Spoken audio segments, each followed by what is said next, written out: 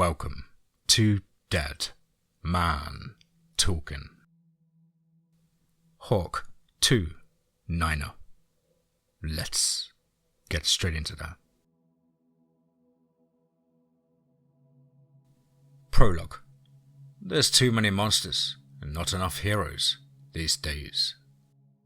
Part 1. A Rude Awakening. I regained consciousness in a combat-filled hospital to a nurse saying, "Talk to me, Captain Tate." Everything was blurry, including my memory.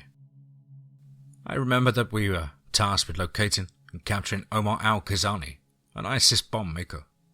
When we breached the building, my team took out 3 Hajis on the ground floor. As we made it up the steps, Sergeant Tim Ross was on point directly in front of me. He shouted, "Contact! He has a vest!"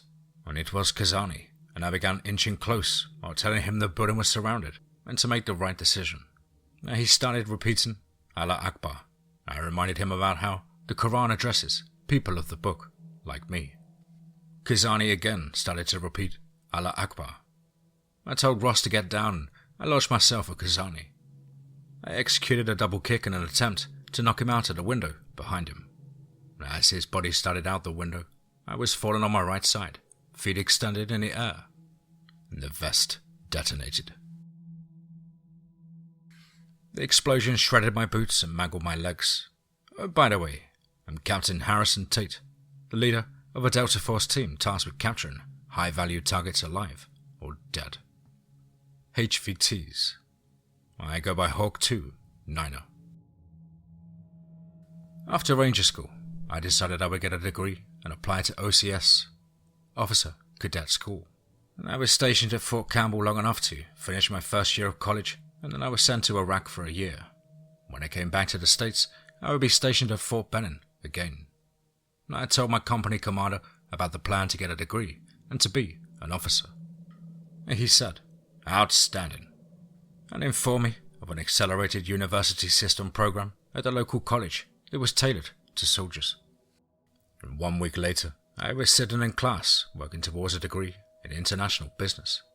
And that was where I met my friend, Tomohiro Suzuki, Tommy for short, aka Tiger. And Tommy was sent here by his father to open a new motorcycle dealer, i.e. the Suzuki name. When Tiger discovered that I was a martial arts practitioner, we began to work out together. And that was the first time I'd ever held a real Japanese samurai sword. And hanging on the wall in Tiger's living room was this awesome mural of samurai in battles with each other and strange creatures. Now he taught me all the curse words in Japanese and would laugh at my pronunciation. Tiger had studied Bushido growing up and showed me the basic kendo moves with a katana. He also told me stories about mystical things in Japan. And unfortunately, my unit was spun up and sent to Afghanistan after only a year. Then a doctor came in and I asked if I would lose my legs, and the doctor said it was too early to tell, but they had to get me into surgery right now. I faded off thinking about my family. My dad was an alcoholic, not abusive, but just an ambitious, lazy drunk. My mom never worked and stayed home to take care of me. I grew up in the foothills of the Smoky Mountains in Hayesville. The Appalachian Trail cut through there. We were poor and didn't have a house with indoor plumbing until I was 10. Hell, everybody was poor. I grew up watching reruns of the TV series Kung Fu, and I had seen every Bill Jack and Bruce Lee movie at least a dozen times. I had a Chuck Norris poster on my wall. I would practice karate in my backyard for hours, even though I had never taken a lesson. When I was 13, a karate instructor came to the school and did a demonstration, and when he asked for volunteers, I was the first one up. And when he saw how intently I listened and how quickly I learned, he invited me to come for a free lesson. He wanted me for a student, but we couldn't afford it. He said that if I would make good grades in school and work for him in a dojo, then he would teach me for free. I woke up in the recovery room with Sergeant Ross sitting there. He said, "Welcome back." I asked if everybody was okay, and he said that thanks to my acrobatics, yes. He went on to say that the doctor told him I would require more surgery and months of therapy before they would know if my legs, especially the left one, would be okay. I was thinking how I was 34, I had been all over the world, and will my career end like this? I had been at the tip of the spear in the war on terrorism since I was 20 years old. The number of HVTs my team had captured or killed was classified, and I held one of the highest security clearances that you could have. The doc walked in and said, good news, that they had managed to reconnect 85 to 90% of the tendons and connective tissue, but I would be shipped out to a hospital in Germany where I would undergo therapy, one more surgery, and then more therapy. At that time, Colonel Jones entered the room and asked Ross to step out. He told me that the army was going to take good care of me, and that my days as an operator were probably over.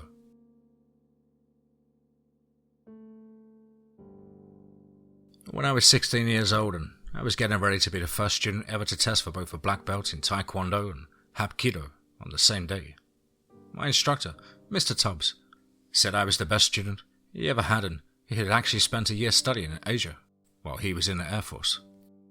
I was always fascinated at the stories he told me of being in the Orient, and I made up my mind that I would go one day. I remember the day I tested.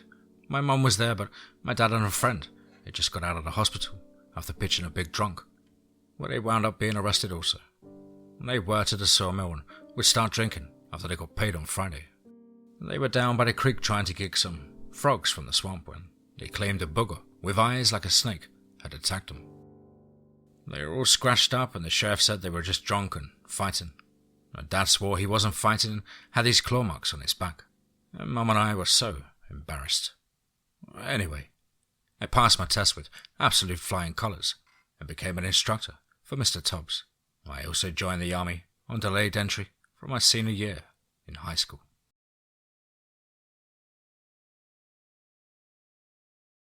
Part 2. Fork in the Road.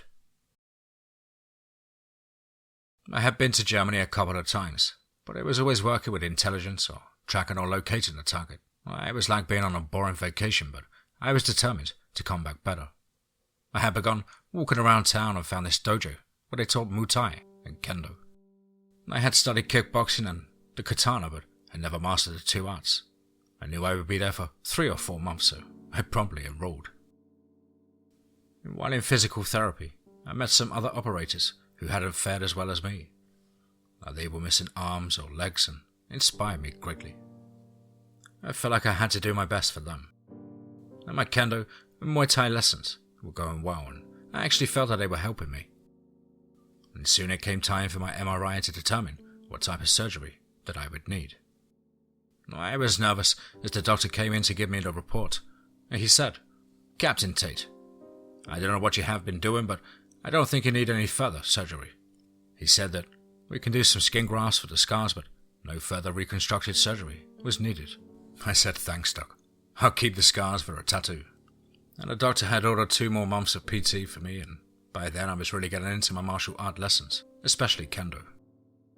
And my instructor, Mr. Yazuo, was from Japan and had travelled to Thailand and China to study different styles.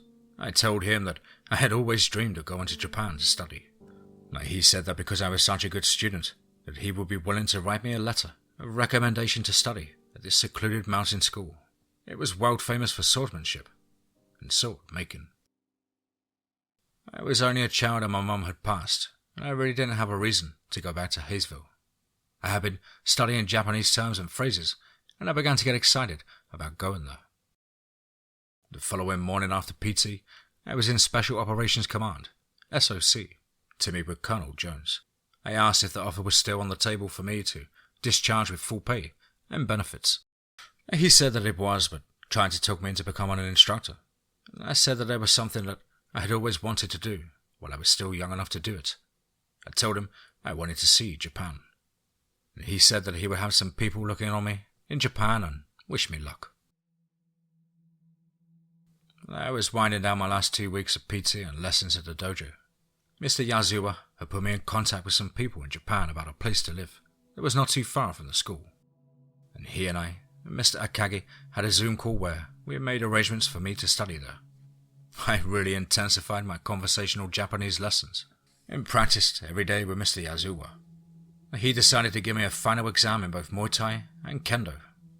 He brought in some former top-level students for a big send-off that left me bruised up but feeling satisfied. We had a big party with all my brothers in arms at the hospital. I had developed a real bond with them. 2 days later, I was sitting in the Army HR office and getting my discharge 16 years, 8 months and 5 days after I reported for basic training.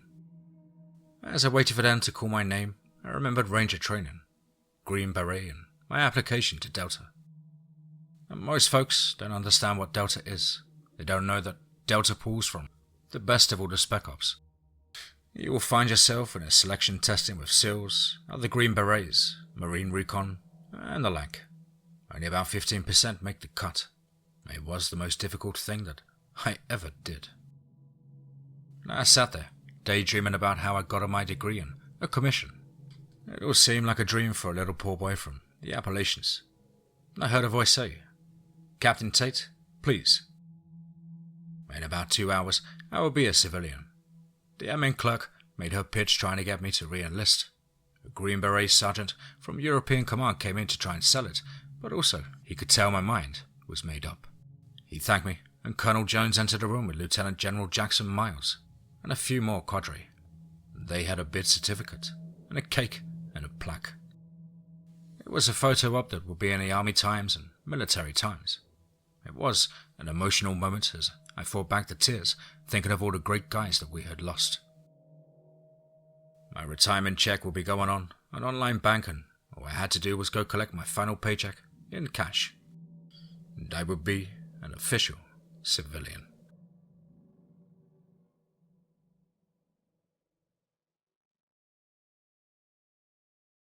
Part 3. A New Chapter. I boarded the JAL Flight 209 for Osaka, Japan, and here I was, this well-travelled special operator, going to live in a foreign country all on my own without a team to back me up. I must say that despite all of my experience and being age 34, it was a bit scary. As I settled in on the flight, I began to hear chatter in Japanese and tried to understand what was said. I decided to read an English version of the main newspaper in Osaka, and I read 3 interesting accounts of strange deaths in a mountainous area not far from where I would live and study. These deaths were attributed to animal attacks, and the victims were allegedly members of the Yakuza or Japanese Mafia. I had noticed this exotically beautiful woman board the plane and sit center aisle 4 rows up from me. She was obviously of an American or European and Asian descent, but there was something both interesting and unusual about her. She had stood up once to put a bag in an overhead compartment, and I noticed a bulge on her well-tailored jacket top that I automatically keyed on. A weapon, I thought. I observed this woman for about an hour, but she displayed no unusual behavior. I thought, well, maybe she's a sky marshal, or maybe it's just some kind of electronic device. But I was very tired and dozed off for a couple of hours. When I woke up, I felt the need to relieve myself and noticed that the woman wasn't in her seat. As I walked by her seat, there lay the Japanese version of the newspaper I was reading with some highlight marks on the very story that I was reading about the strange deaths. At this point, either my curiosity about the story or my desire to meet this woman was piqued. I decided to go introduce myself. I purposely extended my stay in the facilities long enough to hear the door across from me open and then close, and hoping it was her returning to her seat. And sure enough, as I walked back to my seat, there sat this sculpted goddess. And stopped and said, "Pardon me, ma'am. I'm learning Japanese and noticed you were reading the very same story that I was reading." For a split second, she looked a bit surprised and then smiled, saying, "Oh yes, isn't it curious?" I introduced myself as a soldier, not Delta, who had just retired with a lifelong desire to study martial arts in Japan. She said, "My name is Akimi Estrada," and to my surprise asked me to sit in an empty seat next to her. She knew to ask what my MOS, military operational speciality or job was, and I told her I was a combat infantry, which wasn't a lie, and that I had been injured in an explosion and almost lost the use of a leg, and then decided to retire after almost 17 years. She asked my age and I said 34, almost 35. And she said that I looked younger than that, to which I replied, "Thank you." At that point I remarked that her English I was perfect, but she had a very unique accent. She explained that her dad was a Cuban American in the US Air Force Intelligence and had met her mum while he was stationed in Okinawa. She had lived all over the world and spoke English, Spanish, Japanese, German, Arabic, and some Chinese. I said wow, and responded in my best Arabic that she was unique and beautiful, and she actually blushed a little. When I asked her what her line of work was, she said she had worked as a researcher for Interpol. When I told her that I wondered if she was an air marshal, she looked surprised and asked why. When I told her that I thought she might be carrying a firearm, she seemed genuinely surprised. Kimi asked me how many languages I spoke, and I replied English, Arabic, and a little Farsi, but I am fluent in Hillbilly. She looked at me for a second and said, "You mean like Beverly Hillbillies?" And then we both laughed, and I explained where I was from. She also looked a bit surprised when I asked her if she was researching the strange deaths, and she said, just the names and the connections to the victims for the database. I knew that wasn't true because she had highlighted the information about how the victims died. At that point it was after midnight, and I said I didn't want to wear out my welcome. I asked if there was any way for me to possibly see her again, and she again looked surprised. She wrote down the address and the phone number of the office where she would be working in. I said good night, and maybe we could chat on a bit in the morning, and she nodded yes. And so, back to my seat I went, but could barely sleep for thinking about Akimi. I looked up the meaning of that name in Japanese, and unsurprisingly, it meant bright and beautiful. Part 4. The Arrival. Let's get straight into that. At 06:30 hours, I awoke to the sound and smells of the flight attendants serving breakfast. As my vision cleared, I saw Akimi walking back to her seat and toasted her with my coffee cup. She stepped back and said, "Good morning. How did you sleep?" And to that I replied, "Not too well. Kept thinking about something bright and beautiful." She was very modest again and almost blushed and said, "Well, thank you." The seatbelt announcement was made, and she said she would see me when we disembarked. I noticed a couple of times how she casually turned part away to give me a little smile. This woman who got inside my head. During the stampede to get off the plane and into immigration and customs, I got separated from Akimi and noticed that she didn't go through the normal lines but was met by a Japanese man who ushered her to a short line. I could barely see her, but we were able to exchange a quick wave. The immigration agent said, "Welcome to Japan, Captain Tate." I had handed him both my passport and military ID, and when he asked the purpose of my visit, I told him about my dream to study martial arts in Japan. He smiled and seemed to really appreciate that, telling me in Japanese to have safe travels. And with that, I was at the luggage carousel and scanning for Akimi, but I didn't see her again. As I exited the baggage claim, there was a young Japanese man waiting for me with a sign, and to take me to my new home. My chauffeur's name was Goro, and he spoke a little English. His name meant enthusiastic and informative. Boy, was that right. He seemed truly happy to see me and said that he had heard that I was a great warrior. And I replied, Just a soldier, young man. Just a soldier." With traffic, we would be driving almost 3 hours to meet my landlord and sign the lease. During the trip, I noticed how cramped the car was. I was 5'10", 188 pounds, and felt like a sardine. As we chatted, I brought up the subject of the mysterious deaths in the news. Goro went on a tangent, telling how some said it was the Kappa, or evil water spirit. I asked if the police had any suspects, and he said, "Oh no, no suspect. They are the Yakuza. Police won't interfere."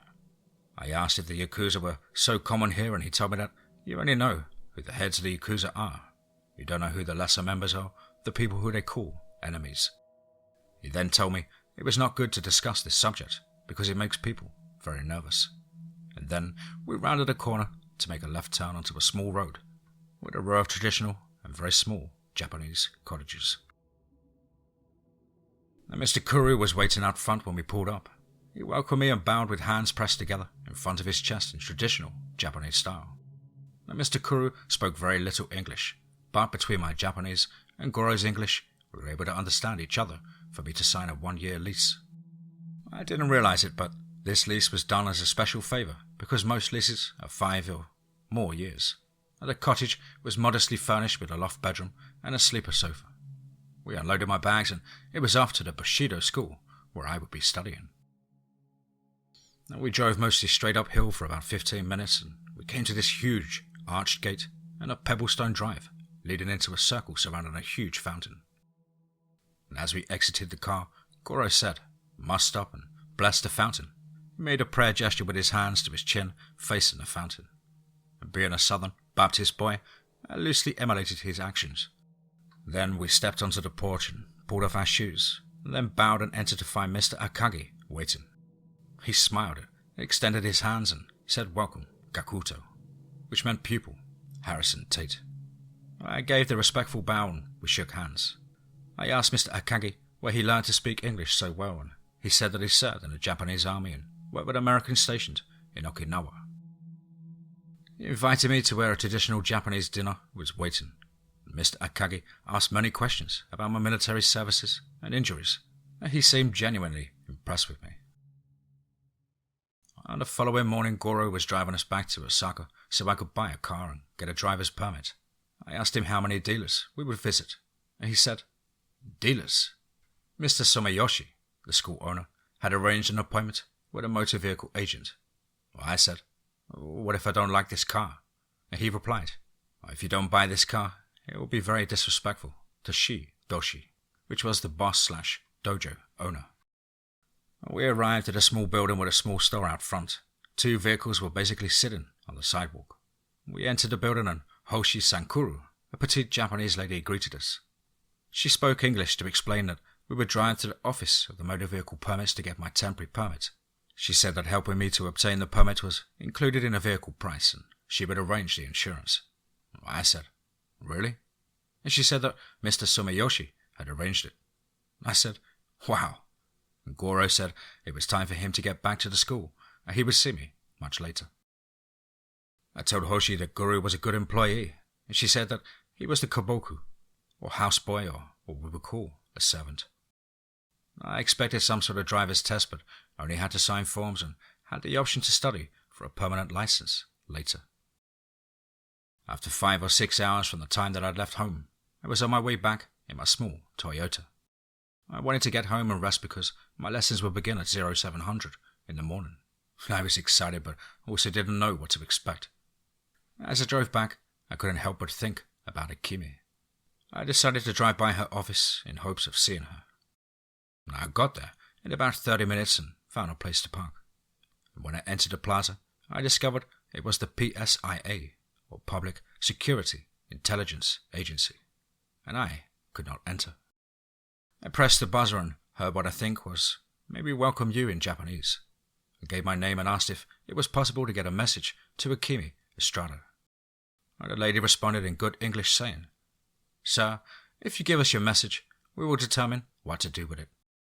I thought that was an interesting way to not say Akimi was working there.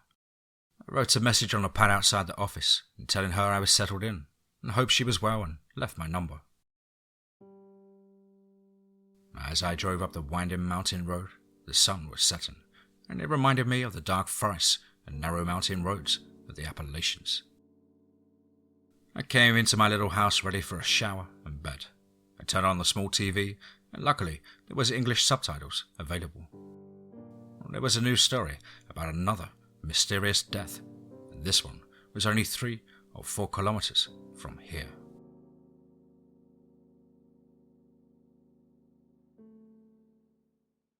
Part 5.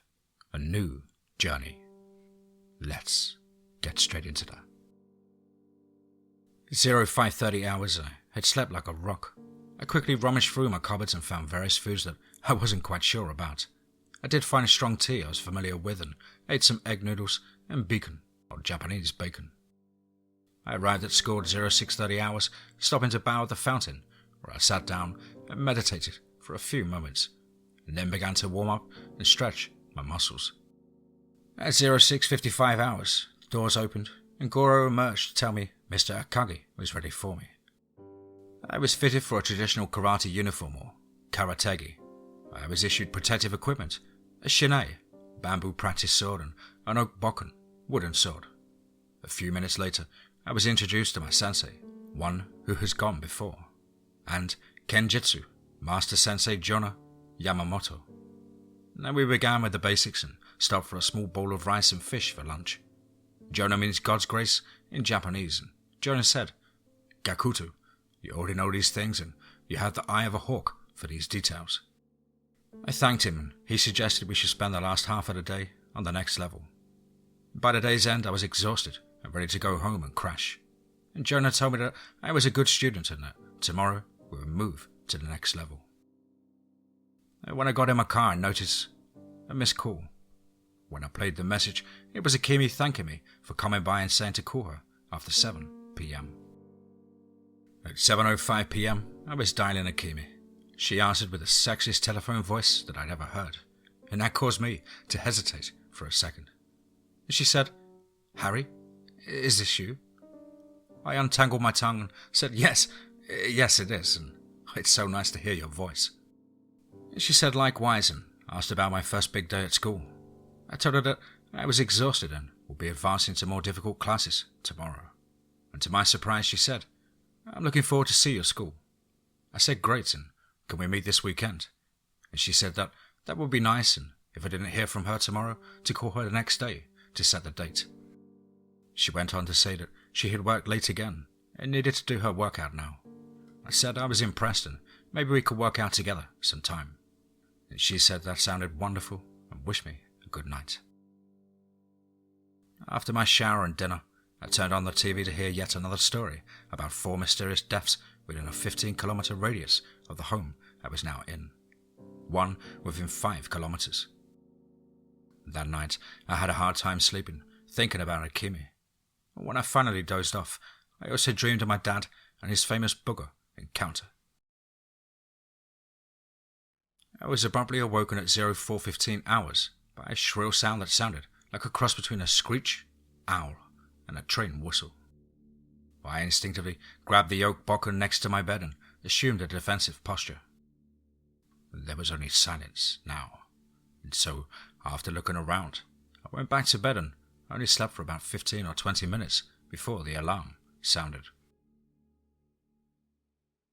At the dojo, I told Sensei Jonah about the sound I had heard, and he seemed genuinely interested. He asked me to describe it again and what was the duration, and whether it started high and went low or low and went high. When I asked if he knew what it was or had heard it, he just shook his head and said, "I am just curious. Time to resume training." The sensei taught me all the sword strikes, but with much more precision and power than Mr. Yazuwa in Germany. At the end of the day, he took me to a room and said, "This is a privilege. Say nothing to anyone." I nodded and bowed, and before my eyes was a room full of ancient swords and samurai armor. There were murals and drawings of samurais in battle with other samurais, and with ninja, and even a few depictions of samurai battling strange creatures. I suddenly remembered Tiger's mural. He said, "Gakuto, tomorrow I will teach you some advanced techniques. If you are proficient, the following day you will face a test." I bowed, saying that I was humbled and honored. He told me that it wasn't my proficiency, but my humble spirit that told him I was right for this. Then he handed me some scrolls and told me to study them. He said to go purify my body and mind and stay in my home this night. I thought that was curious, but agreed and said that I would. I hurriedly checked my phone when I got in the car, but there was no call or message from Akemi. I spent hours going over the scrolls. One of those creatures looked really evil because it had eyes like a snake. This one sword was a brilliant blue. Just before I went to bed, I sent Akemi a text saying that I hope she had a good day and a peaceful night. I awoke to the sound of gunfire. It was in the distance and echoing down the valley. It was 5 or 6 double taps followed by 2 quick full auto bursts. Well, that was unusual in a country not famous for firearms. It was also the first time I had heard gunfire in over 4 months. At 06:15 hours, I went to my car and noticed my neighbour changing out dozens of candles around her house. I really wanted to talk to her about the strange events of the last 2 nights, but I didn't know how to approach the subject with my limited Japanese. I quickly looked at my phone, but there was no message from Akimi. When I saw Goru, I told him I needed to talk to him after training today, and to meet me here at the car.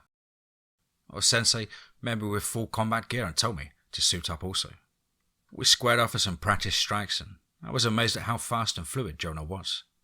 We spent the entire morning sparring with light strikes and me learning to defend and counter-strike. During lunch, I told him about hearing gunfire, and he looked at me very seriously and asked if I was sure. I told him that I'd heard enough gunfire to know this sound. He said, could it be fireworks? I told him that there were 2 definite full auto bursts. He seemed concerned and asked what this could be. He said, probably some drug gang came here to fire their illegal weapons. We continued our lessons with Jonah pushing me to attack him and me getting my ass kicked. And after about 2 hours of this, Jonah told me to stop, stand completely still, and control my breathing, and try to put myself into a meditative state where my mind could see what I was doing while I did it. I was always able to slow my breathing down during water exercises, and once held my breath over 3 minutes. And so, I began slowing my breathing and my thoughts. Jonah said, now, with your mind's eye, see every move you made, and make every move with your mind. I had never had an out-of-body experience and wondered if this is how it feels. And Jonah snapped at me and said, open your eyes, Gakuto. Attack me and watch every move with your mind. I saw that I was moving in a fluid manner like Jonah. I was now on the attack, and my blocking and counter-attacks were sharper and faster. Jonah said to take a break and go to a quiet spot and prepare myself. He said I had 30 minutes to visualize my moves and synchronize my mind and body. I discovered that my thoughts and my senses were suddenly heightened. I heard Jonah's voice saying, Gakuto, get ready. He told me to stand in the center of the room and put myself at ease. The side door opened and in walked Master Akagi in full dress with an actual samurai uniform. He looked at me and said, Dai, signifying the moment of contact. He raised his shinai, a bamboo sword, and came at me like lightning, and striking me twice. After I blocked the first strike, he said, remember, see with your mind's eye. I slowed my thoughts and breathed deeply. On his second attack, I blocked both strikes, and he began to approach me with a fluid lateral foot movements, while simultaneously striking the opposite angles. I was totally defensive but did not retreat, and I began to emulate Master Akagi's moves. My mind's eye had photographed each move, and I began to counter with his moves and strikes. I landed a major strike on his shoulder, and he paused and looked at me, stone-faced. And I thought, oh shit. And then he smiled, attacking again. He unleashed a senpu, or whirlwind, upon me, and I blocked several strikes as he spun and struck. He knelt and struck, and finally he lay back like a limbo contest and struck with a forearm attack right across my ribs. Even though it was a bamboo sword, it hurt. And Master Akagi then said, Moi, ayo oshiagyo. Or enough, my disciple. I had the bewildered look of somebody who just got their ass kicked when Sensei Jonah smiled and said, Ape, or well done. He called me over to the corner where there were 2 bundles wrapped in rice paper. And Master Akagi said, Shicho, attention. Your title is no longer Gakuto. You are now Oshiago. This is the first time in history of our school that we have ever bestowed this title on anybody in only a week. Jonah then presented me with 2 bundles. I was hesitant to unwrap, but Master Akagi nodded in an affirmative. As I opened the bundles, there was the most incredible katana and tanto I'd ever held. My head was down and my eyes started to tear up. Master Akagi said, Hurry, hold your head high. He called me by my first name and said that I had a Musha Rai, a warrior spirit, and was now part of the family and would be welcomed as such. Jonah said that he and Master Akagi saw my brilliance on the first day but had no idea I would progress so fast. They both told me to enjoy my weekend off and study the scrolls continually. I thanked them and went to my car. Part 6. The Awakening. Let's get straight into that. Goro was waiting on me with a big smile and congratulated me. I explained the strange occurrences and told him I needed his help to translate for my neighbor. I also had a text from Akimi that said, "Sorry, worked late and thinking about you." And Goro followed me as we pulled up in front of Mrs. Hitachi's home, which sat about 60 feet from mine. This slight elderly lady answered the door and Goro introduced us. She explained that she was a widow and had lived there for more than 20 years. She said she was very happy to meet me, and I told her in my best Japanese that I was a good neighbor, and that she could call on me any time for help. She smiled again and bowed. And Goro asked her if she had heard the strange sounds or gunfire over the last week. Well, she looked a little concerned and said no. When I tried to describe and emulate the sound, she became frightened. I tried to apologize when Goro asked her what was so wrong. And she said that people who grew up here always spoke of the Mitsuchi, or water spirits, and that's why she always burned so many candles outside. I gave her my cell phone number and asked her to call me if she ever had a problem. She bowed and grasped my hand in a very gracious and appreciative manner. As we walked back to the cars, Goro said, "She's talking about the kappa." I asked him to swear a sacred oath to never tell and showed him the creature on the scroll. He pointed at it and proclaimed, "Kappa." He also explained some historical and spiritual aspects of the scrolls and said that the kappa was an evil water demon that could be controlled by a human master. I thanked him and he departed. That night I studied the scrolls again and noticed the unusual blue sword held by the samurai who fought the creature. And within minutes I was on the phone calling Akimi, and to my surprise, she answered. I told her about my new title, and she was silent for 2 or 3 seconds. And I said, "Hello?" She responded that she was still there, and just surprised to hear that anybody, especially a gaijin, earned this title so fast. I said I was excited to see her again, and could we have dinner tomorrow? She said to meet her at 6 p.m. at the Tokyo Grill by the park in Osaka. I proclaimed, "You got a date." She chuckled. We then chatted for a few more minutes and then finally hung up. On the following day at 15:30 hours, I departed for Osaka wearing the best dressed casual clothes. I entered the Tokyo Grill at 17:55 hours and there stood Akimi, dressed impeccably in tailored clothing for a queen. I hesitated and asked, "May I give you a big American hug?" And she said, "Absolutely." And it seemed that neither one of us wanted to let go.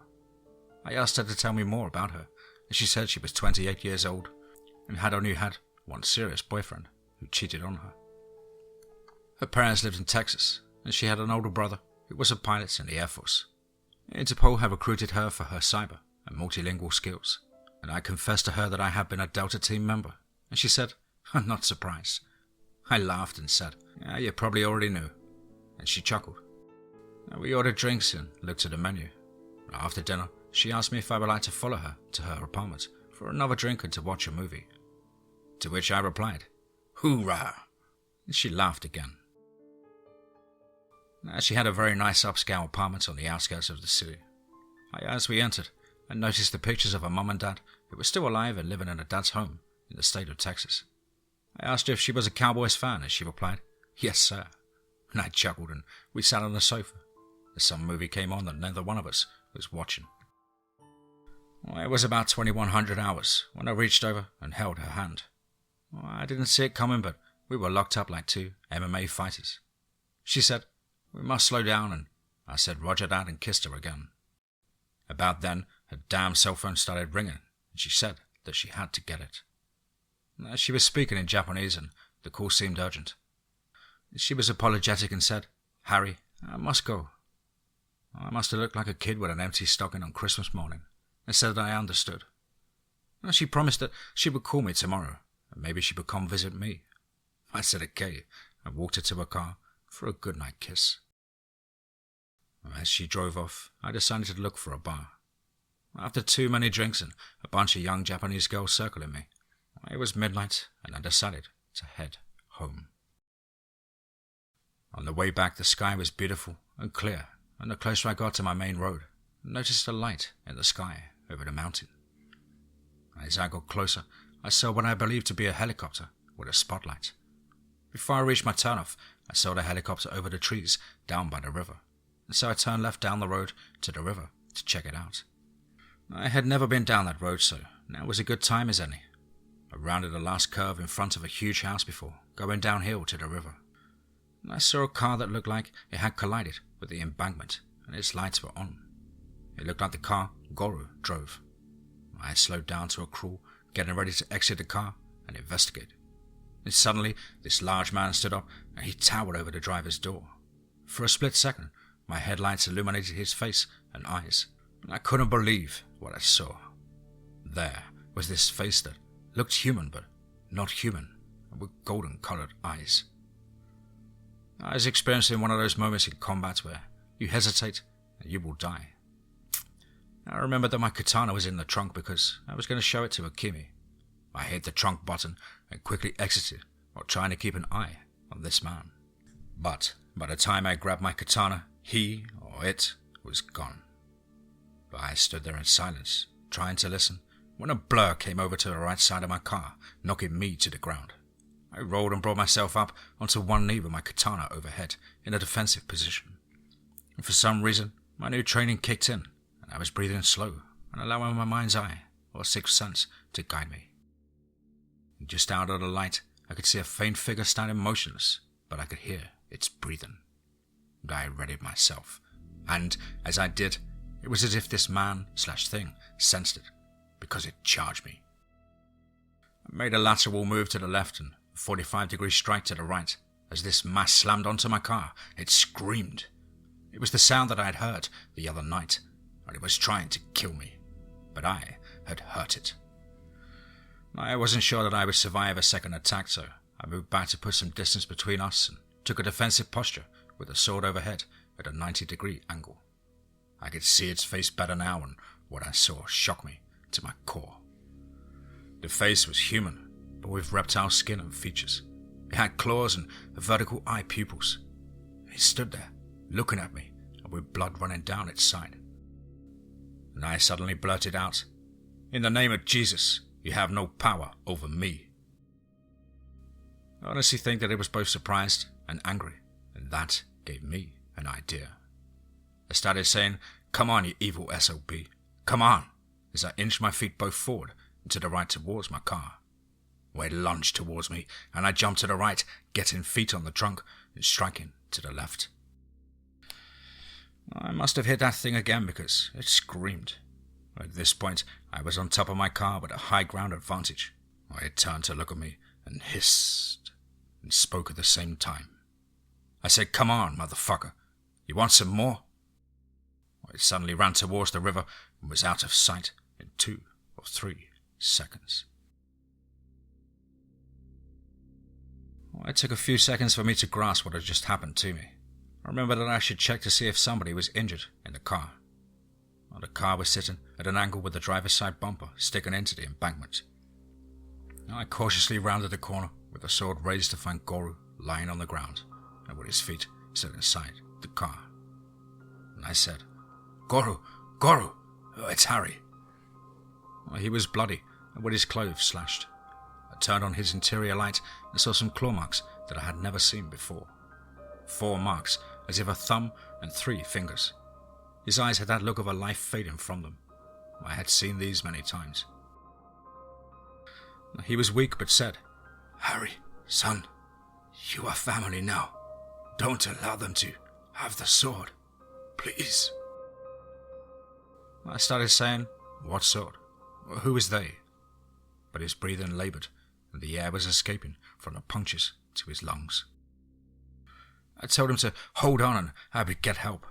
He grasped my arm and said, "The trunk! Quickly! Get the sword!" I agreed and retrieved a bundle with old canvas material from the trunk. I closed the trunk and returned. Goro was dead. I quickly put the bundle in my trunk and called Master Akagi. He answered the phone and I was only able to tell him that I had found Goro in a car accident on the river road and that he was dead. 5 figures emerged from the trees, and I dropped my phone and raised my katana in defense, thinking that 5 of these monsters were about to attack me, and this was probably it. When suddenly, I was hit with tack lights and had weapons pointed at me. A voice with a Japanese accent shouted to put down the sword and get on the ground face first. I was zip-tied and rolled over as a man asked me my name. I identified myself and got the usual questions about who I was and what I was doing here. At that point, the helicopter I'd seen earlier was overhead with a spotlight illuminating the area. The man who was interrogating me shouted, "Inspector, come here. This one is American." As I sat there zip-tied and leaning back against my car, the inspector walked up and I couldn't see his face for all the lights in my eyes. And a familiar voice said, "Oh my God, Harry?" And I responded, "Oh my God, Akemi?" And she told him to take the lights out my eyes and waved off the helicopter. She asked me what I was doing there and said that I could ask the same of her. She reached down and started to cut my zip ties when Agent Jiro Tanaka, PSIA, shouted at her to not do that. They had a heated exchange in Japanese that I could not understand, and Agent Tanaka relented and agreed to allow my zips to be cut. I stood up and faced both Akemi and Tanaka and said, "If I tell you what just happened, you will wish you had left the zips on and put me in a straitjacket." Akemi assured me that they would not and insisted that I tell her what happened. And I told them the entire story, minus the part about the sword Guru had asked me to take.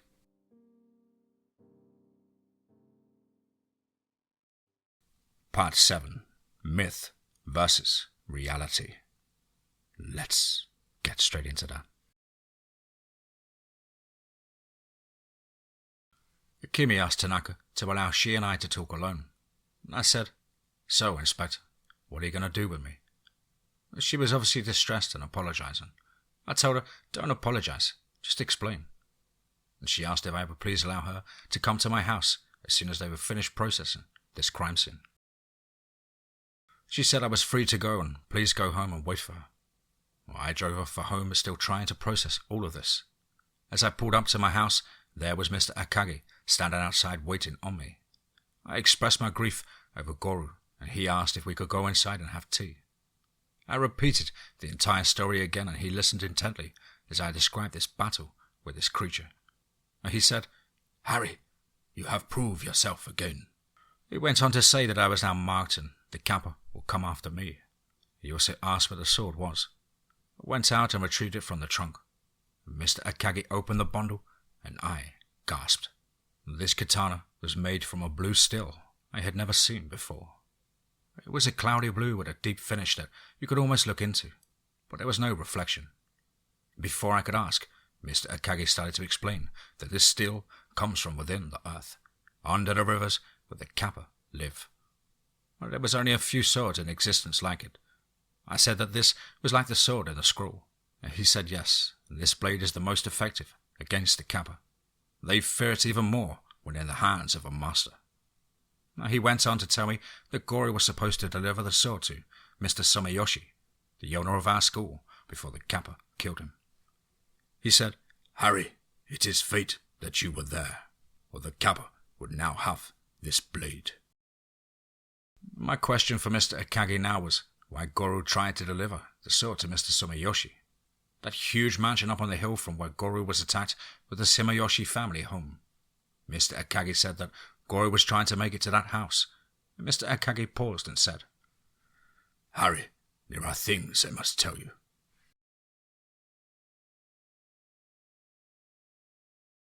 Mr. Sumiyoshi is a member of the second largest Yakuza family in Japan. The Yamaguchi are the largest and want to take over from the Sumiyoshi family business dealings. Mr. Sumiyoshi left the business many years ago to buy our school and start a new life. The Yamaguchi see him as becoming weak and an easy target. All the deaths in the area were junior members of the Sumiyoshi family. They are sending a message to Mr. Sumiyoshi to sign over all of his holdings and persuade the rest of the family in Tokyo to do the same. However, they would refuse this. If the Yamaguchi were caught in the act of killing Sumiyoshi family members, I would start a war with the remaining families, siding with the Sumiyoshi family. Someone within the Yamaguchi family figured out how to invoke the Akuryo, powerful evil spirits, to gain control of the Kappa. And I'm sitting there thinking, this is some crazy shit right out of fantasy science fiction movies. I asked what I should do with the sword, and Mr. Akagi said to keep it, and that it would be safe with me because nobody would expect a gaijin to have it. He said that Monday would start my training specific to using this sword and fighting the Kappa. He asked me to follow him to the car where he opened the trunk to what was a rifle case and a large tactical bag. He then said that these are things you already know how to use. He also handed me an ID with a picture, and written on it in both Japanese and English was Personal Security, SEJ. Sumiyoshi Enterprises, Japan. And Mr. Akagi left to make arrangements for the cremation and memorial service for Goro. I sat there looking at the AR-10 carbine with all the bells and whistles and 520 round mags. There was also a very nice tactical knife and a CZ-45 with 3 10-round mags and enough ammo for an anti-insurgent mission. But by then, it was almost 0400, and I needed some sleep. And my phone rang at 11:15 hours, and it was Akimi, and she said, "I'm on my way and I'm bringing lunch." She pulled up in about 2 hours. In she walked with jeans and a polo shirt, and I said, "What, no zip ties?" And she said, "Please, Harry, can we put that behind us?" I agreed as we sat down to eat, and I said, "So, Lucy, you got some splaining to do." And she said, "Yes, Harry, I hunt monsters." I told her that I was all ears and please continue. And she told me about living in East Texas and growing up with the stories of the Chupacabra, Bigfoot, and Dogman.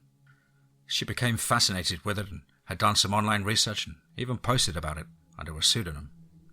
Her cyber studies had taught her some skills, and when she was 20, she hacked into a site that turned out to be an obscure cover for Dull Space in the Four Corners area.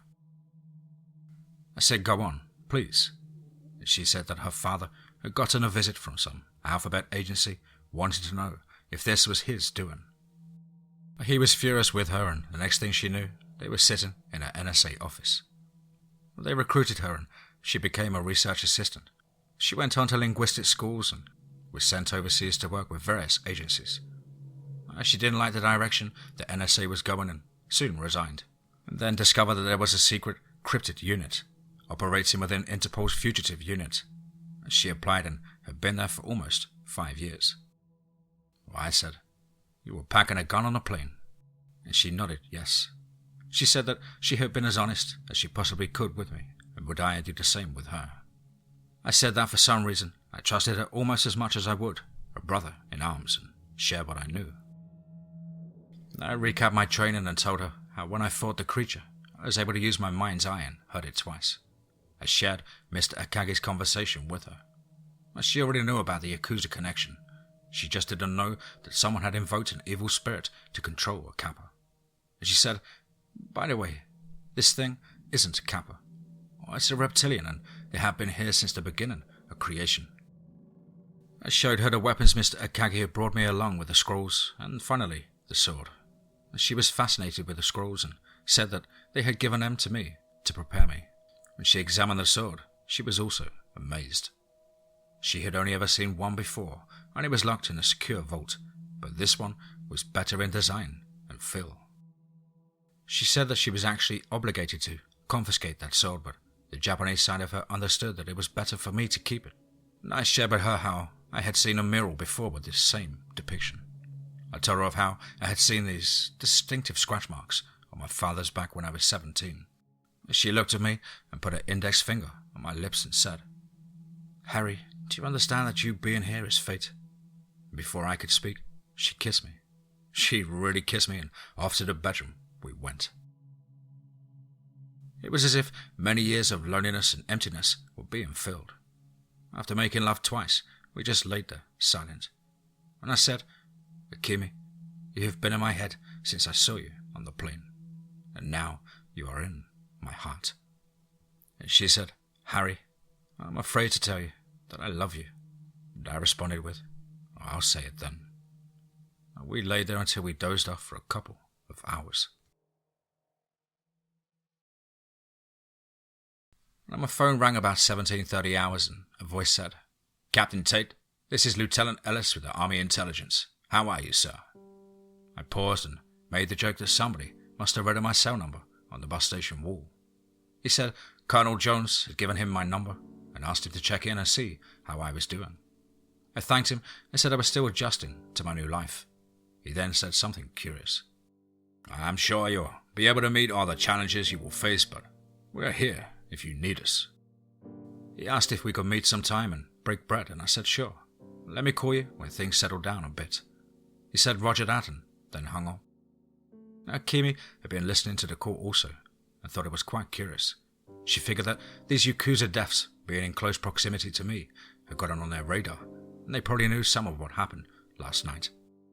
And she smiled and said, by the way, I brought over an overnight bag, and I rolled over as we made love again.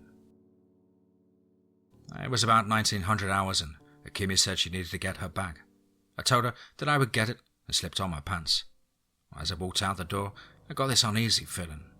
I backed up into the house and grabbed the CZ, and then scanned the yard. I shouted over my shoulder to Akimi that something wasn't right. It was that feeling I had gotten before I feared walking into an ambush.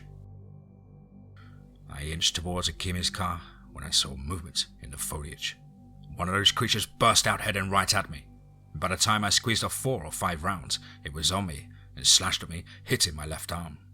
I went down onto the ground and turned to take aim at it again when I heard the AR-10 barking. It was Akimi firing from the stoop, but she wasn't firing at the one that attacked me. There was another one closing in from behind me. It rolled out of its way and the one that attacked me had turned its attention to Akimi. It jumped onto the stoop and slashed at her. She raised her rifle in defense, but it knocked it out of her hands. I looked to my left and saw the other one lying on the ground next to me. The force of that thing hitting the rifle put Akimi down onto the stoop. As this thing raised its arms and claws, I emptied the CZ into the side of its head. I let out one of those screeching sounds and fell into the side of my house, and then onto the ground. I quickly checked the one by me, and it appeared to be dead. I ran to Akimi and grabbed the rifle, putting 2 rounds into that thing's skull. And Akimi said, "Oh my God, you're bleeding." We then went inside and she said she would have to clean these wounds now, and that she had to give me an injection ASAP. And she had a kit in the car, and so she brought in her bag and a med kit and explained that the scratch and a bite of these things can cause a deadly infection for humans.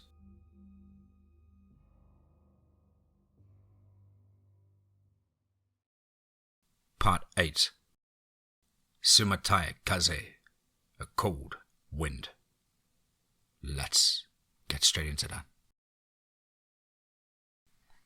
As we sat waiting for Agent Jiro Tanaka and his men to arrive, I told Akimi that the sexiest thing I ever saw was her firing that rifle with nothing but her panties and my t-shirt on. She smiled and kissed me, saying that it was no longer safe for me here and that I should come stay with her. I told her that I would love that, but I am obligated to stay here and finish my studies. She said she understood as my phone rang. It was Mr. Akagi asking if I was okay. Mrs. Hitachi had called him and told him what happened. He told me that I must come stay at the school where there is security, and I agreed. He also said he was pleased to see that I had a new friend and asked to speak to Akimi. I handed her the phone and they chatted in Japanese and I understood some of it. She handed the phone back to me and Mr. Akagi said, "After the Gorosuki, thugs, clean up the mess. A room will be ready for you here." Akimi said, "So, Mr. Akagi thinks you are some kind of chosen one?" And I replied with a long, Then 2 sets of headlights lit up the yard. It was Tanaka in an SUV with 3 men and a van with 2 men in hazmat suits. Tanaka was pissed off and got into a heated conversation with Akimi. I didn't like what I heard and was about to interject myself when Akimi put her finger to Tanaka's face and said something to the effect of, "It's none of your business and you should be happy because you now have 2 for study." She turned her back on him and she said she would no longer be able to stay and asked would I give her a rain check. I said sure, but can you go with me to speak with Mrs. Hitachi? She explained to her that she would be safe now because I was going to stay at the school for a while. I told Akimi to tell her that I would come by to check on her, and she smiled, bowed and said, "One ga tashimasu." Thank you, please. I gathered my things and kissed Akimi goodbye. We agreed to talk first thing in the morning. When I pulled into the school, the new servant, Kenda, was waiting to help carry my things. I discovered that Kenda spoke almost no English, and Mr. Akagi and Jonah were waiting at the front door and ushered me into the dining area, where a meal was prepared. And Jonah said, "Your favorite, southern fried chicken." I thanked him and thanked the cook, and as we sat, they told me that tomorrow I would learn the kanji, Bushido code, that few have been privy to. It was specific to fighting the kappa. I would also meet the katana mecha, sword maker, who would explain some history. At that time, Kenda entered bowing his head, and everybody quickly rose to their feet and bowed. I followed suit, and there stood a man dressed impeccably in a fine three-piece double-breasted suit and with a fine silk tie. In almost perfect English, he said, "Hello, Captain Tate. I am Alexander Sumiyoshi. Please call me Alex." Well, both Jonah and Mr. Akagi raised an eyebrow, like Mr. Spock when he said that. He sat down across from me and helped himself to a piece of chicken. I said, "May I ask you how you got the name Alexander, sir?" And he said, "Please drop the formalities." And that his father studied Alexander the Great more than any warrior in history, even more so than the great samurai warriors. He wanted me to be like Alexander, but it just wasn't in my DNA. "And about your perfect English?" I asked. He replied, "Harvard, and 1-year internship on Wall Street." I said, "Impressive." He said, "No, it is you who are impressive. I've never risked my life in combat and had my comrades die alongside me, and I certainly never fought and defeated a kappa." Alex went on to say that a Sumatai Kaze, cold wind, had arrived about 6 months ago, and he had now lost 4 family members and a loyal noble, Kabuku, referring to Goro. "Harry, you are now family, whether you like it or not. And when you fought the kappa, you became an enemy of the Yamaguchi family. The Ayaro katana is the key to defeating the kappa. The metal is harmful to them. It is even more harmful when put into a sword, and in the hands of a master, it is terrifying to them. This Yuzadu, or wizard, that has gained control of this clan is not able to control all of them, and he has done this by somehow gaining control of the Alpha, or Alpha. At the Alpha's direction, the clan is attacking my family. There is only 2 ways to stop this. We discover who the wizard is and force him to reverse this spell, or we kill the Alpha. Your new friend, Mrs. Estrada, is also aware of this. PSIA is actively working the wizard angle, and she is researching ways to find and destroy the Alpha, or the entire clan. The problem is these creatures live in caverns under the river, and there is no way to determine their exact numbers or exact location of the Alpha. Legend says that they live in groups of up to 100 or more. About 1/3 of those are warriors, and the rest are the females and the young. I took the liberty of inviting Akimi to come here tomorrow and set up a research office. I am sure you will be pleased that she will have a room here in the house. Her Gorosuke will stay in the guest house.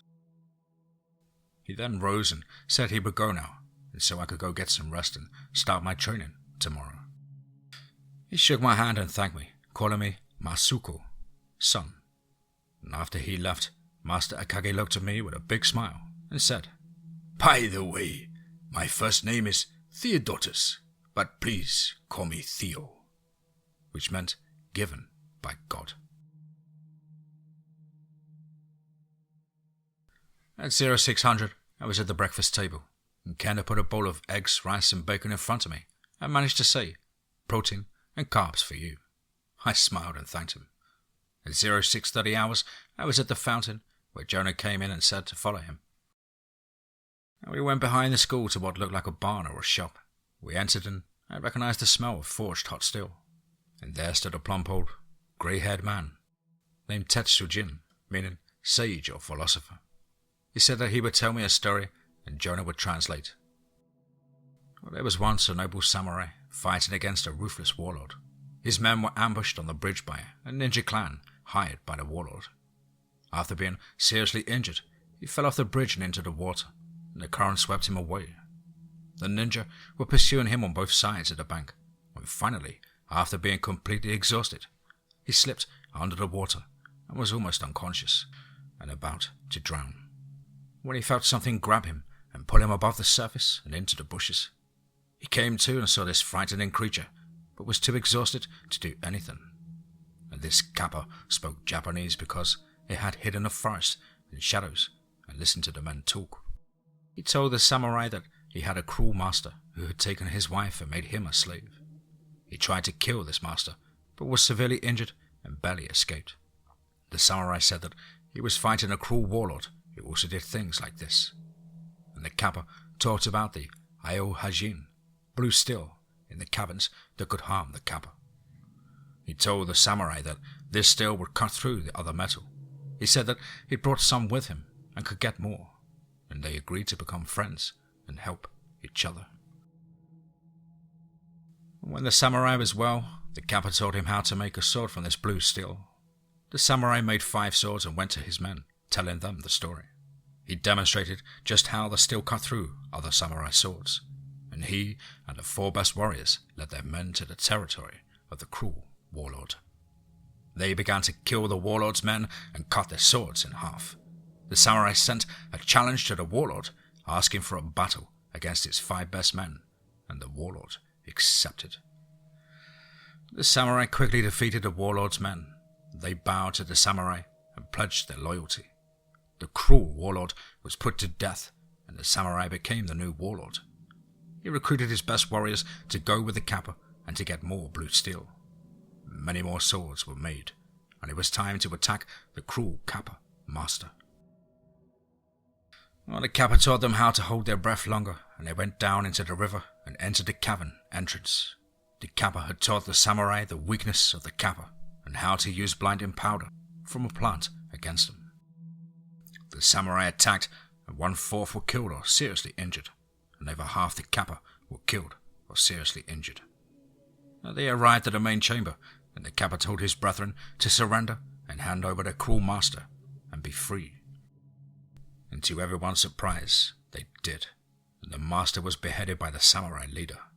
His Kappa friend became the new leader, and for over 2 centuries, the Kappa and the samurai lived in peace, until an evil wizard figured out a way to enchant the Kappa with the underground plants that have hallucinogenic effects.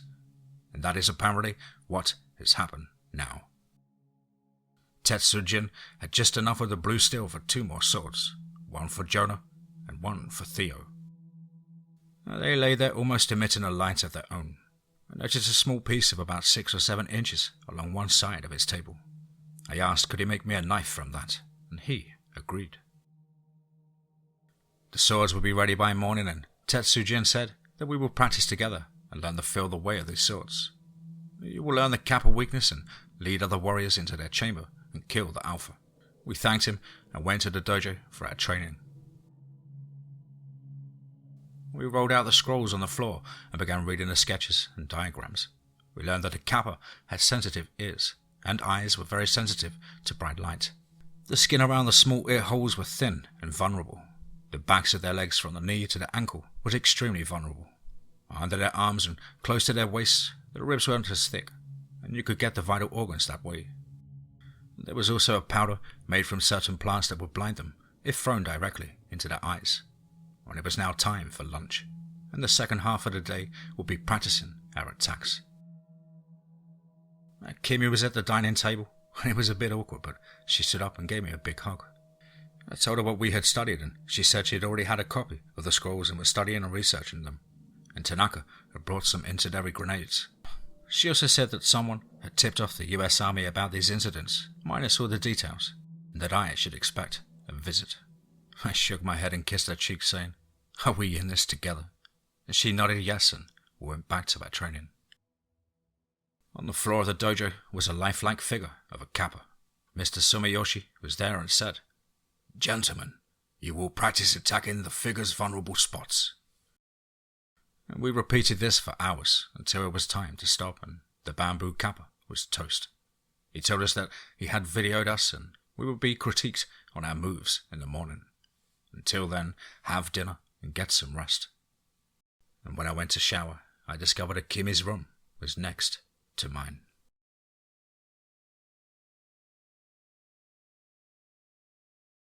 Part 9. The task at hand. Let's get straight into that. It was about 1800 hours when I knocked on Kimmy's door, and she said, "Enter." And there she was at her computer, and with papers all over the place. She came to me and said, "Harry, I cannot lose you." I stuttered, and before I could say why, she said, "This is a suicide mission, you know." I said, "Huh?" And she explained that the only way this plan would work is for Theo, Jonah, and me, and the Sumiyoshi security force to die. She explained that based on the plan Tanaka shared with her, we would have to fight our way into the tunnels and enter the main cavern, where we would set explosives, collapsing everything, and there would be no time for escape. She hugged me tightly and asked me not to go, and I told her I didn't go on suicide missions, and let's go to dinner. Jonah, Theo, me and Akimi sat at the dinner table. There was some expensive sake there, and Theo proposed a toast to our health and success. We drank, and Akimi said, "You need another plan." Alex and Jonah looked surprised, and she said, "You will all die," and told us there was a better way. She, Theo, and Jonah started to argue, and suddenly I heard, "Damn it, what good will it do for you to all die an honourable death?" And then she ran out. We sat there for a moment, looking at each other, and I slowly walked out. In her room, she was furious and crying. I held her and said, "Okay, what's your plan?" And she said they had tracked the Kappa that I injured back to the river with the infrared and had located a cave under the water. She asked the US government to provide assistance with ground-penetrating radar to map the tunnels and possibly locate the main cavern. She said we could use me to lure them out, and that they had my scent and they hated me. The US military also had a type of seismic bomb that they could drop above the main cavern, and that would panic the reptilians. It's the same one used to either kill or flush out the giants at Kandahar. I asked her how she knew that, and she responded, "Everybody knows about that." "So, you want to use me for bait," I said. And she told me not to worry that, and there will be backup. I said this must be the Latin side coming out, and she locked the door behind me and turned out the light. Back in the dojo at 0700, mounted on a small platform, was one of those Kappas that we killed. It was almost 7 feet tall and stank like hell. If you saw this in an alley, you would piss yourself. And Mr. Sumiyoshi and Agent Jiro Tanaka were there. Tanaka said, "You have this for practice this day only, and we must return it to cold storage." And Tetsujin delivered our swords and my knife. Our katanas were in a scabbard, so our strikes would not totally destroy the Kappa. First went Theo, then Jonah, and then me getting the feel of the sword and striking the Kappa. As we sat down for lunch, Kendo announced that we had guests. It was Lieutenant Ellis, followed by my old teammate Tim Ross. I sprang out of my seat to hug him, and we both teared up. He introduced me to Lieutenant Kobe Ellis, whose mum was from Kobe, Japan. And Tim said, "I heard you in catching spring lizards." We laughed as I pointed to Akimi, saying it was her fault. And Tim said, "So, this is the sculpted Greek goddess you emailed me about." Akimi's face turned beet red, and we all sat down. Lieutenant Ellis said, "I understand you have a wildlife exhibit in the dojo." Theo insisted that they have lunch and would see the Kappa afterwards. And Lieutenant Ellis told us that there was a specialized Navy SEAL unit dedicated to managing these humanoid reptiles, and they would arrive in Osaka around 0:30. Tim said that he was tasked as a liaison between us and the SEALs, and to neutralize these swamp boogers.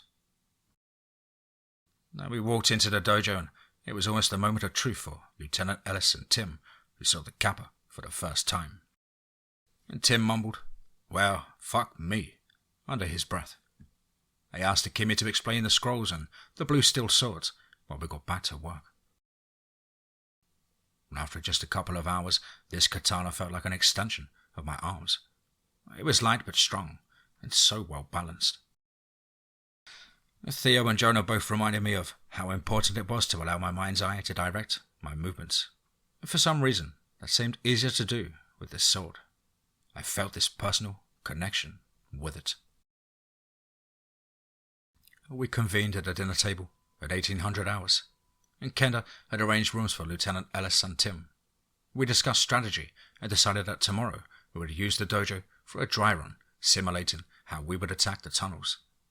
Kimi's plan started sounding better as we ironed out the details. At 2000 hours, we decided to call it a night. Kimi lay next to me, clinging to me so tightly. We fell asleep in each other's arms.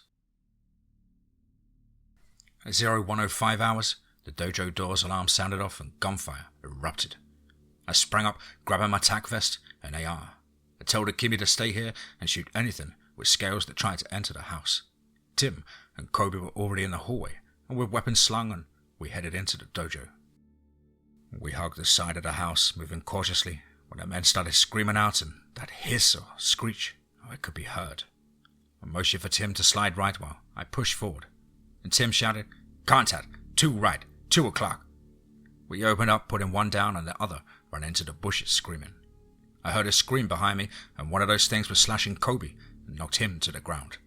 Before I could fire, Tim put 2 rounds right into its ear and spraying brains and slime onto the wall.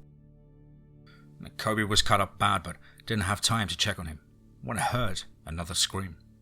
One of those fuckers just beheaded a security team member at the dojo entrance. Tim and I opened up, simultaneously putting it down. Then I heard gunfire coming from the house and a female scream. Oh God, it was Kimi! Tim and I rounded a corner to the front entrance, and there were 3 of those things, and one had Kimi. It darted down the driveway, and the other 2 charged us. We started putting rounds into their mouth and throat. We sidestepped, ducked and rolled, and went after Kimi, but they were already gone. Tanaka arrived saying that 2 of his men were dead, and we needed to administer the injection immediately to Kobe. Kobe was cut bad and needed medical attention. I started screaming at Tanaka that I was going after Kimi, and he better tell me where that entrance is. He said that we would go after her, but this attack was a diversion to abduct her and pull us in, specifically to pull me into a trap. He said he was sure that she was still alive. While inside the house was carnage. A security guard lay dead in the foyer. Jonah lay bleeding next to the dead Kappa, and Kenda lay there, beheaded. One of Tanaka's men was tending to his wounds, and Jonah said, "Master Akagi, upstairs." I ran up the steps to discover Theo on the floor in front of my room. There was also a decapitated dead Kappa on the floor. Theo looked up to me and said, "Sensei, we put up a good fight. I am so sorry." And then he took his last breath.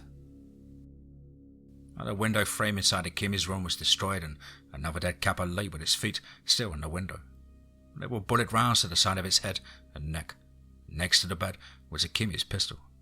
I picked it up, and all I could think was how I shouldn't have told her to stay here, and that this was all my fault. I got on my knees and cried out to God for help. I remember my mum and I praying together when I was young, and I prayed, "Heavenly Father, please show me what to do." I grabbed my sword and all my gear and headed downstairs. Kobe said that the SEAL team was in Osaka and will be here around 0330. He also said an F-22 was scrambling out to Okinawa with percussion bombs. It was almost 0200, and I told him I wasn't wasting any time waiting on the SEALs. "Where's your helicopter?" I said to Tanaka, and he replied, "I can have it here in 15 minutes. And I asked him to gather his men because there was no time to waste.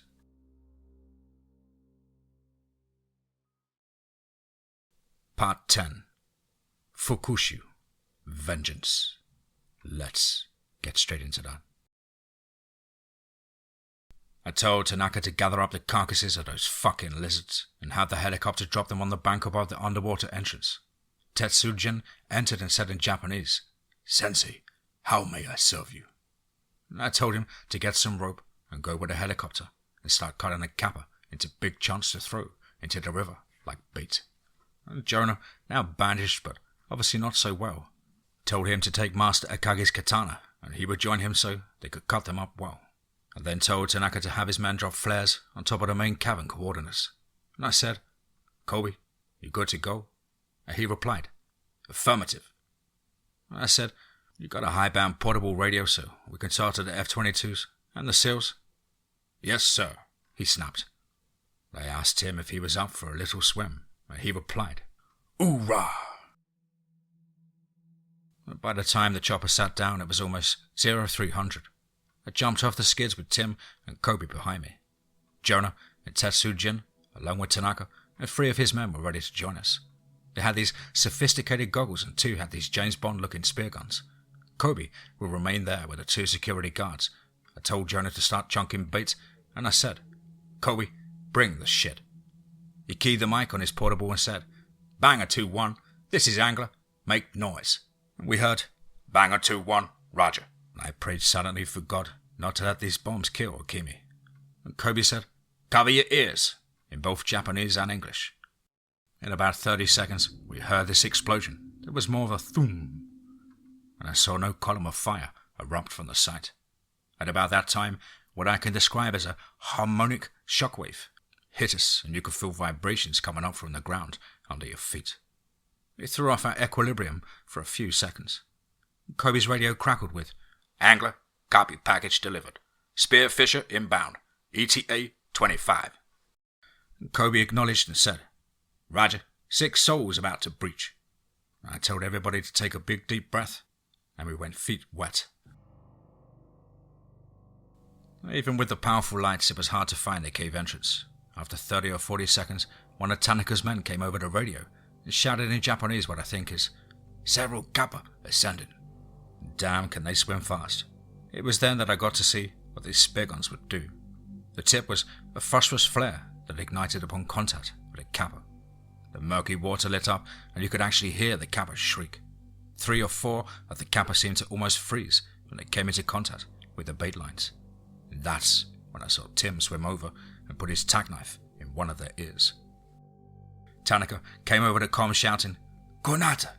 this way. And there was a cave entrance illuminated, and he directed everyone to follow him. He paused at the entrance and fired something out of a large blue tube. And in seconds, the passage was illuminated so bright that you had to cover your eyes. It was then that I called over our comms and told Kobe to have the F-22 drop round 2. I started a 30-second countdown as we entered the tunnel. We emerged into an area now dimly lit from Tanaka's flare. We had been underwater for over a minute and I shouted, "Brace!" And we covered our ears and another shockwave hit. This time, it felt like your eyes and ears would pop. I turned around to see that one of Tanaka's men wasn't with us. We got on solid ground and slung weapons. We still had one man with a spear gun and one with an intense light beam. I told them I would take point and brandish my katana to put the fear in them. It apparently worked because within a few seconds, one of the kappas rushed me and froze, giving me a second to slide under it, severing its leg while the others opened fire. The screeches were deafening and the remaining kappa retreated. I commented that the kappa seemed to be sluggish and off balance. As we penetrated further into the passage, I heard a garbled message from Kobe, but couldn't understand it. Above ground, 2 security guards had shot several kappa coming out of the water, and Jonah, along with Tetsujin, had managed to kill one. The combination of bombs and a blue steel had given us the advantage. A Black Hawk emerged downriver and announced, "Spearfisher on station." But in 2 minutes, 6 SEALs fast roped down with some of that fancy James Bond stuff. Kobe briefed them, and they prepared to get wet. We inched down the passage against the walls using red light. This ear-piercing screech and hissing began to hit us. It was annoying, confusing, and disorientating at the same time. It was as if they were all trying to blast us at once. I stood there and took some deep breaths and remembered Master Akagi and Jonah telling me to use my mind's eye. Tim was right behind me and I told him to close his eyes and breathe. I said, "Imagine a little dot of light in front of you. Concentrate, breathe, and then follow me." And I told Tanaka that we were advancing. He said the SEAL team had entered the passage and directed one man to go back to brief them and bring them. Tanaka told the man with the spear gun to immediately start firing at the first kappa we see. and we inched further and further, with the hissing getting louder, when suddenly several Kappa rushed forward. The spear gunner managed to fire one round, when another one slammed into him. The phosphorus light illuminated the chamber, and there were about a dozen of those SOBs. Tim opened up and I drew the katana off my back and started striking. Tanaka threw an incendiary grenade and Tim followed suit. A few of them were engulfed in flames, and that was when two side tunnels illuminated, revealing more Kappa than I could count. The Kappa, who were close enough to see the blue steel, hesitated. They were afraid and confused about what next to do. I raised the blade over my head as if I were about to strike, and they backed up. And it was then that I heard a voice in my head saying, "I have her. I am going to kill her." And I shouted out, "Tim, she's alive and he's gonna kill her." And the 20 or so Kappa surrounding us were staying back because there were still flames from the grenades. Tanaka's man was dead with deep cuts to his throat, and Tanaka grabbed the spear gun and started firing into the side passages and shouted, "Go, get her!" And Tim chunked another phosphorus way out in front of us, and we slowly advanced. And I said, "Tim, this ain't your fight. You can lay back and wait for the seals." And Tim responded with, "Captain, with all due respect, shut the fuck up and move out." I nodded, and we moved to the edge of the phosphorus light, where the passage opened up into this huge cavern, with rocks and debris lying all around. We inched forward to see the faint outline of many Kappa, and what looked like a huge stage or an altar. And I could hear that voice again saying, "Enter, enter." And as I got closer, I could see many Kappa of all sizes in a semicircle around this altar. On the altar were 5 Kappa, and the Yafa, holding a kimi with one hand and the claws of another hand to her neck. The ones on the stage were bigger than any I'd seen so far, but this Afa was over 7 feet tall, and there was this aura of pure evil about him. From behind me, Tim whispered, "The air feels like it weighs a ton. I never felt so uneasy." As we got closer, his yellow eyes were difficult to look at. You could see those vertical pupils clearly. I loudly asked, "What do you want?" In the distance behind us, you could hear gunfire, minor explosions, and a symphony of Kappa suffering. I asked him if he noticed how afraid the Kappa around the altar looked. I told him to stay ready to toss those phosphorus grenades, that I was about to do something. The Yafa was still holding a kimi, and her beautiful eyes were full of fear.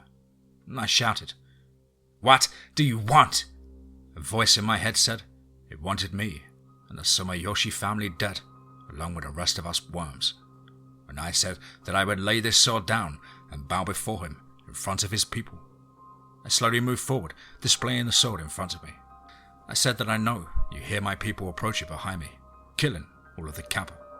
If you want to save your people and keep your throne, release her and keep me.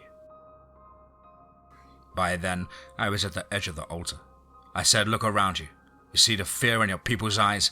They know they are about to die. It's up to you to save them." And by now, the other large Kappa on the altar has started to move back in fear.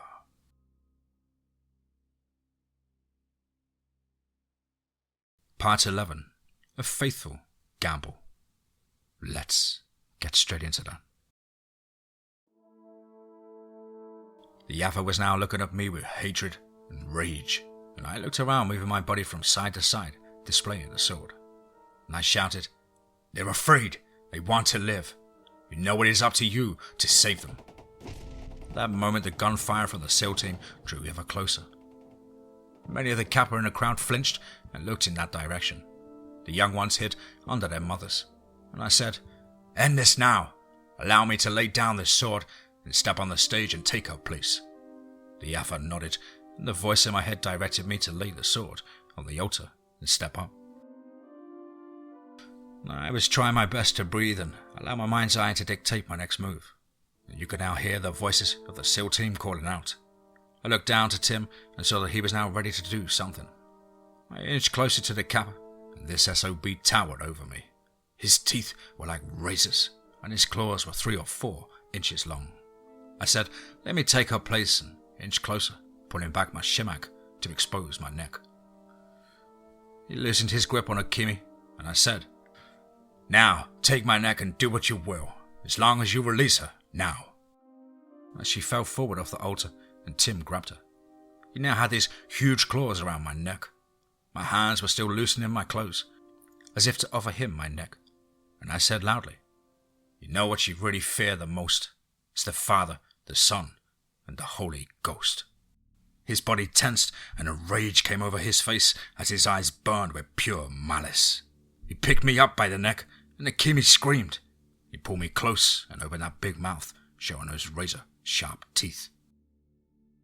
This fucker was now preparing to bite my face off, but I needed him to pull me a little closer. He slowly opened that big nasty mouth full of teeth, and I could smell his putrid breath. I pulled Tetsujin's knife from inside my lapel and thrust it up into his neck. He slashed me with his other hand and I fell backwards. I couldn't see from my right eye for the blood, and the impact of his hand had aided me. Tim screamed, "Roll right!" and threw the phosphorus grenade onto the altar. I rolled as quick as I could and covered my head when I heard a loud bang, followed by the most hideous screeching ever.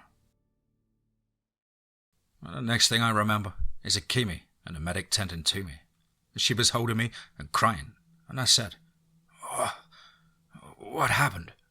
She said the SEAL team had secured the police and what was left of the Kappa didn't want to fight anymore. The team had brought somebody with them who was able to communicate with them and was trying to find out the identity of the evil wizard. I was groggy and laughed, and she said, "What?" I laughed again and said, "Ha, wizard rhymes with lizard," and she firmly but lovingly punched me in the chest.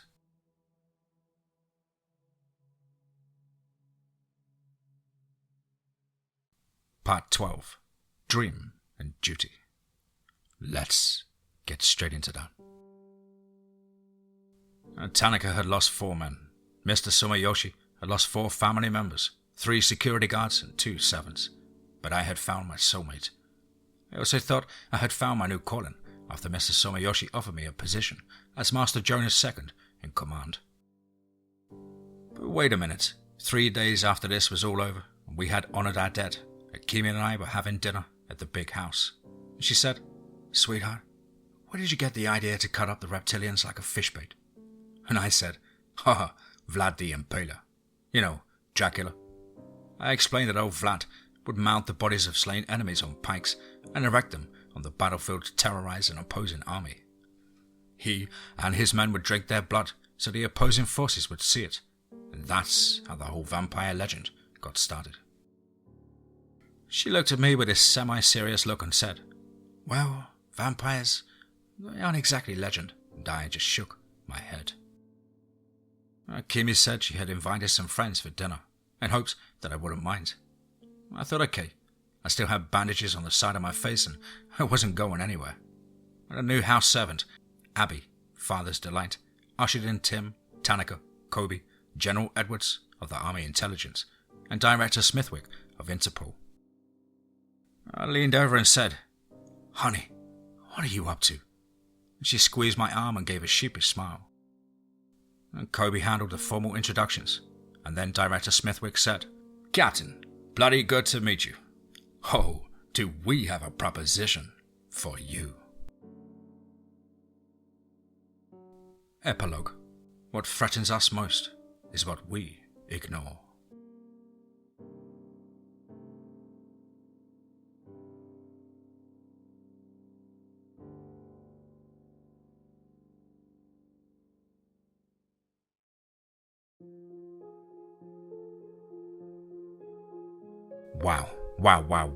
Wow. Certainly another one.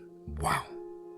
What a chest-pounding, absolutely refreshing storyline here from the incredible mind of our good friend, RICO. Of course, a huge thank you to you, RICO, for your patience and of course your input. Really is appreciated so much, buddy. I really do enjoy your writing style so much, and the characters within feel like we almost know them in real life. Of course, though, I really do hope you continue your writing. I know this wasn't the plan, but boy oh boy do you have some talent in the back burner there. Well, guys and girls as ever, we hope you enjoyed that one as much as us. But of course, please do let us know what you thought down below in the comments box. Please do like and share. It really does help with the channel and our community further. And why not hashtag TeamFEAR and DMT's Cryptid Crew. If you're an aspiring writer or would just like to have a crack at things like myself, then please do get in touch with me at the email address as on screen, which is contactthedeadone@gmail.com. I really look forward to hearing from you. As always, guys, I hope you're all well and happy, fighting fit, taking a fight back to life. Want to let me know what you're doing in the run up to Halloween or over the Halloween holiday? I always love reading what you guys get up to with your family and friends. But of course, guys, as ever, remember, be safe, not sorry.